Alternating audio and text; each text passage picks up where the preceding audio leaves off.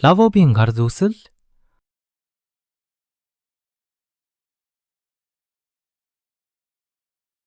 2007 онд Хонконгийн уран бүтээлч Кэсинг Лунгийн зурсан дүрээс ихтэй. Анх зүгээр л үлгэрийн ертөнцийн дүр байсан ч PopMart компанийн Blind Box серийд орсноор дэлхийд даяар айдол болсон. Blind Box буюу Азийн тоглоом.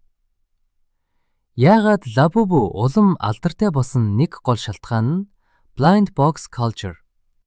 Чи нэг хайрцаг худалдаж авдагч яг ямар Лабубу гарахыг нь мэдэхгүй.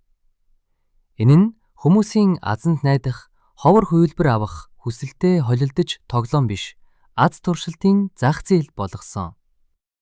Дэлхийд яг энэ сонирхол. Хүмүүсийг олон удаа худалдааг авт хийхэд ихээр нөлөөлж байгаа соёлын нөлөө. Лабубуг зарим хүн cute биш, creepy гэж хэлдэг.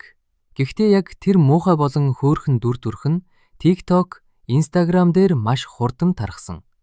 Энэ нь Hello Kitty эсвэл Minions шиг дэлхийн pop icon болж чадсан гэсэн үг. Сэтгэл зүй ба үн. Саарл хувилбар нь ховор. Нэг цугдуулагч энэ бол ердөө тоглоом биш, харин хөрөнгө оруулалт гэж хэлсэн байдаг. Үнэн дээр Лабубуг NFT шиг гэж нэрлэдэг хүмүүс ч бий. Учир нь үнэн нь хөөрөлдөж ховорцсоор л үсдэг. Хамгийн үнэтэй гэх саарл буюу ховор. Лабубу бусад оронд ямар үн ханштай байдаг вэ? Дэрхийн хэмжээнд. Вансын ховор Цаланбор саарл Лабубу Skater variant.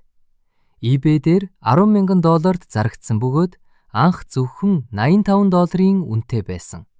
Big Into Energy Secret ID ховор хувьд үнэн нь ердөө $500-аас $700 хүртэл хүрдэг. Эдгээр нь зах зээлд үнэхээр нэн ховор буюу Secret гэж нэрлэгддэг хувилбарууд бөгөөд үнэн нь маш өндөр. Хамгийн өндөр үн хүрсэн жишээ. 131 см life size mint green Labubu Бээжингт болсон дуудлага худалдаанд $150,000-оос $170,000 хүртэл зарагджээ.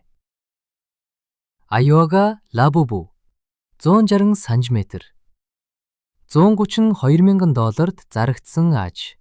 17X Sakai ховор Лабубу K-pop хамтлаг Bronze загварын брэнд. Нэг чинь $7,000-аас $11,000-д зарагдсан байна. Илүү их сонирхолтой бичлэг үзхийг хүсвэл follow subscribe дарж биднийг дэмжээрэй.